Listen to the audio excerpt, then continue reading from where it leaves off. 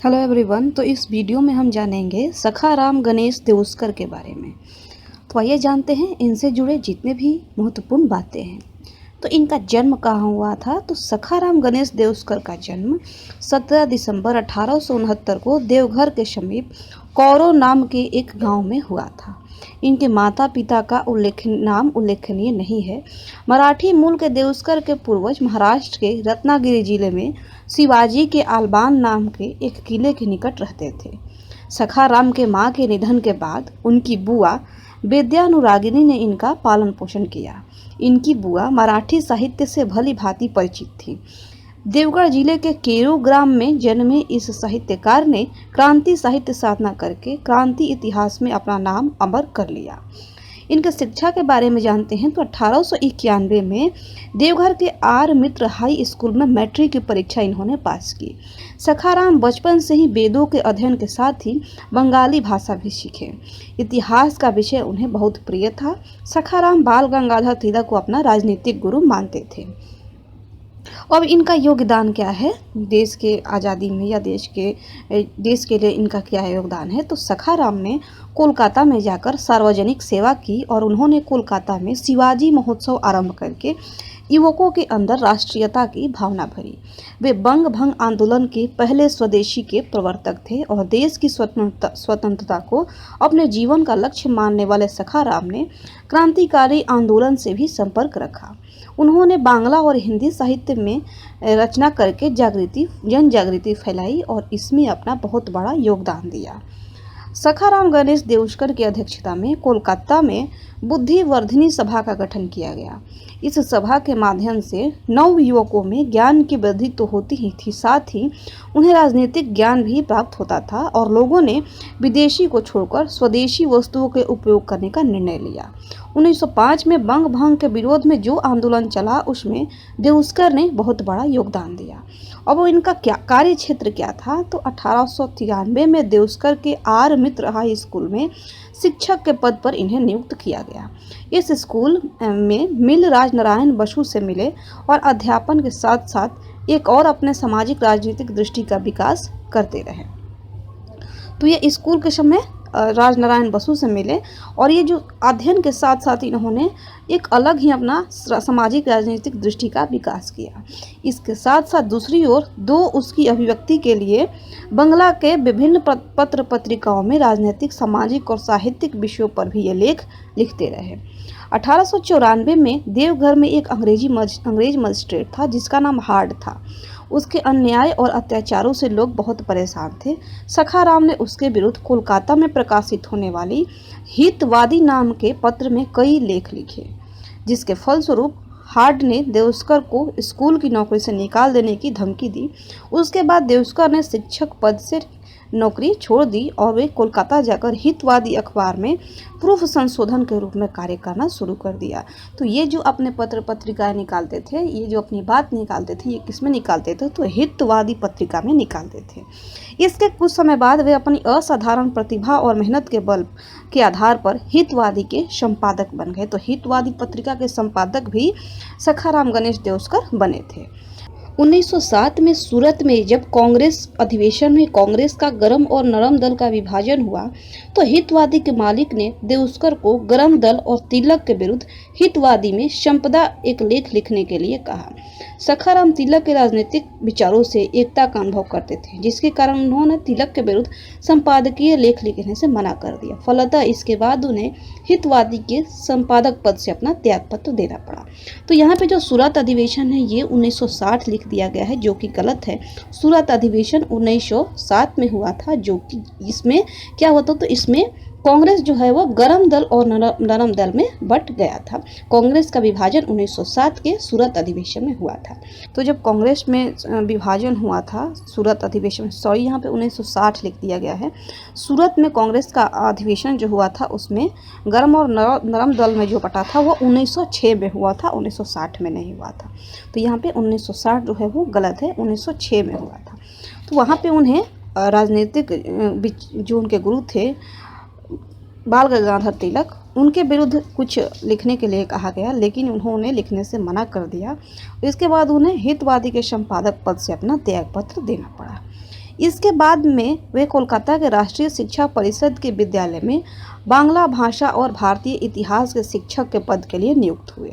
1910 में जब राष्ट्रीय शिक्षा परिषद के व्यवस्थापक गण उन्हें एक शर्मनाक दृष्टि से देखने लगे, ऐसी स्थिति में शिक्षक के पद से उन्होंने त्यागपत्र दे दिया। इसके बाद में हितवादी के प्रबंधकों ने उन्हें दोबारा संपादक बनने के लिए अनुरोध किया तो देउस्कर ने उसे स्वीकार कर लिया।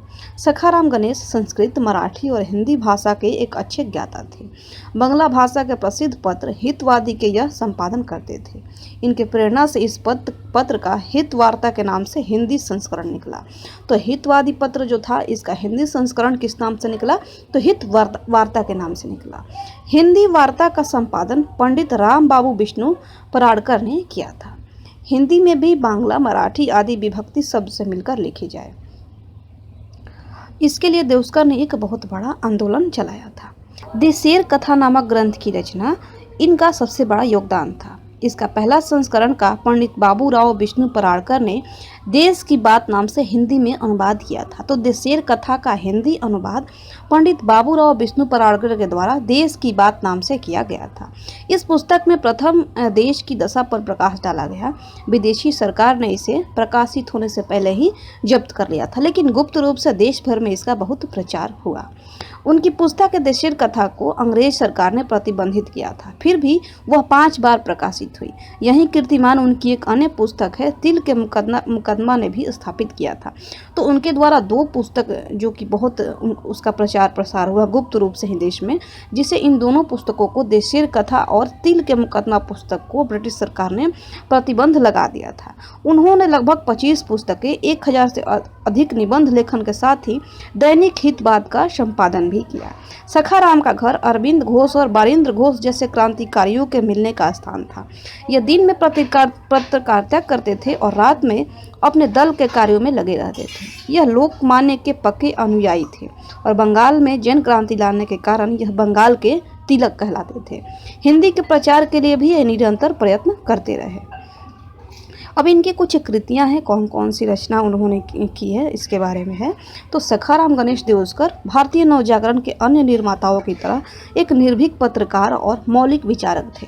उनके संपूर्ण चिंतन और लेखन की बुनियादी चिंता देश की पूर्ण स्वाधीनता थी। श्री अरविंद ने लिखा है कि स्वराज शब्द का पहला प्रयोग देशेर कथा के लेखक सखाराम गणेश देउस्कर ने किया था।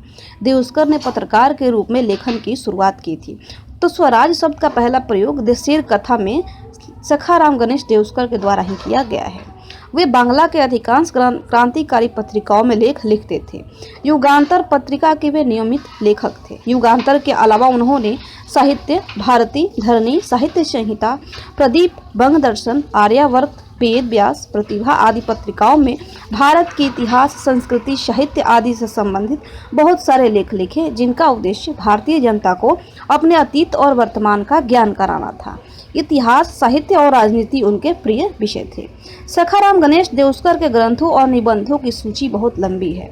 डॉक्टर प्रभु नारायण विद्यार्थी ने एक लेख में देउस्कर की रचनाओं का ब्यौरा प्रस्तुत किया है। उनके प्रमुख ग्रंथ है महामती रानाडे 1901 में, झांसी राजकुमार 1901 में, बाजीराव 1902 में, आनंदी बाई 1903, शिवाजी महत्व 1903, शिवाजी शिक्षा 1904, शिवाजी 1906, देशेर कथा का संपादन 1904 में हुआ था, देशेर कथा परिशिष्ट 1907 में, कृष केर सर्वनाश 1904, तिलक मुकदमा और संक्षिप्त जीवन परिचय 1908 में। तो ये सारी जो है इनकी प्रमुख रचनाएं हैं। इन पुस्तकों के साथ साथ इतिहास, धर्म, संस्कृति और मराठी साहित्य से संबंधित उनके लेख अत्यंत महत्वपूर्ण हैं।